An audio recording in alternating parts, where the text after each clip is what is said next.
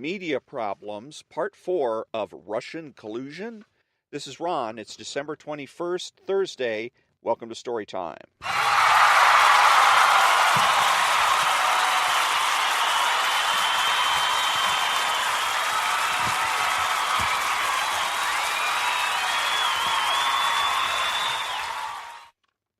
A compliant media responded to the Clinton campaign's blame Russia strategy by pushing stories alleging wrongdoing by Russia.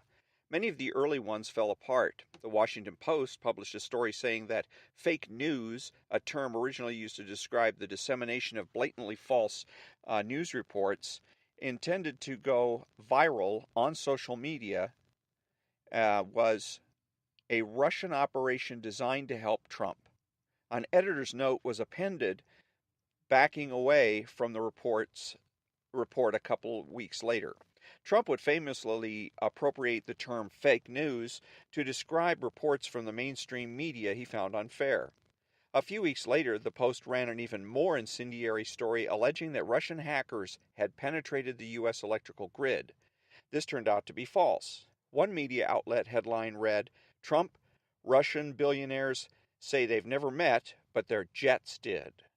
Presumably, these inanimate objects exchanged pleasantries and discussed sensitive foreign policy matters. CNN has had particular trouble. Breathless headlines such as "Trump aides were in constant touch with senior Russian officials during campaign" fail to be supported with evidence. Anonymous officials would say that such communications are not unusual and investigators had not, quote, reached a judgment, unquote, of any nefarious intent. Other CNN stories had bigger problems, such as the one reporting that Comey would testify he never told Trump he was not under investigation.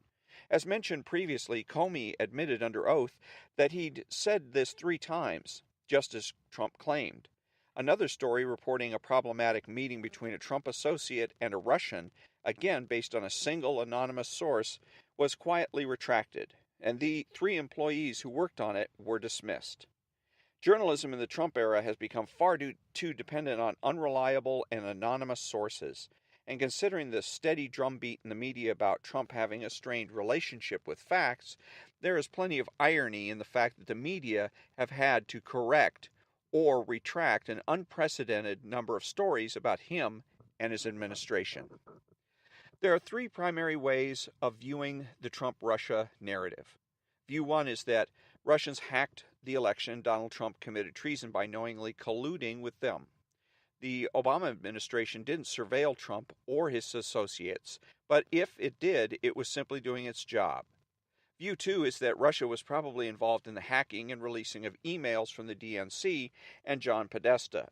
Some of Trump associates had ties to Russia, but there's no evidence of Trump or his campaign colluding with Russia. View 3 is that Russia's story is a complete fiction concocted by sore losers unable to deal with the reality of their electoral loss. It shouldn't be difficult to ascertain which one of these views is most grounded in facts. Despite his friendly rhetoric toward Russia and Putin during the campaign, Trump's presidency has been marked by a bombing of Russian-backed Syria, bombing of Russian-aligned Taliban in Afghanistan, stricter enforcement of economic sanctions, support for the expansion of NATO, liquid natural gas exports to Europe that undercut Russia's economy, the selling of U.S. missile defense to Poland and Romania, and opposition to the Russian-negotiated Iran nuclear deal. In the meantime, the self-styled anti-Trump resistance has created a standard it must meet to justify the broken norms and political trauma to which it has subjected the country. That standard is nothing less than proof that Donald Trump is a traitor put into the White House through collusion with Russia to undermine our electoral system. The better part of a year into this presidency, Trump's enemies have not come close to meeting that standard. And that's the end of Part 4, Media Problems, and the end of this article of Imprimis called Russian Collusion by Molly Hemingway, senior editor of The Federalist. And she's also a frequent Fox News contributor. She received her BA from the University of Colorado at Denver, and she's been a Phillips Foundation Journalism Fellow, a Lincoln Fellow at the Claremont Institute for the Study of Statesmanship and Political Philosophy, and a Pulliam Distinguished Visiting Fellow in Journalism at Hillsdale College. She has written for numerous publications, including the Wall Street Journal, the Washington Post, and Christianity Today, and is the author of Trump versus the Media.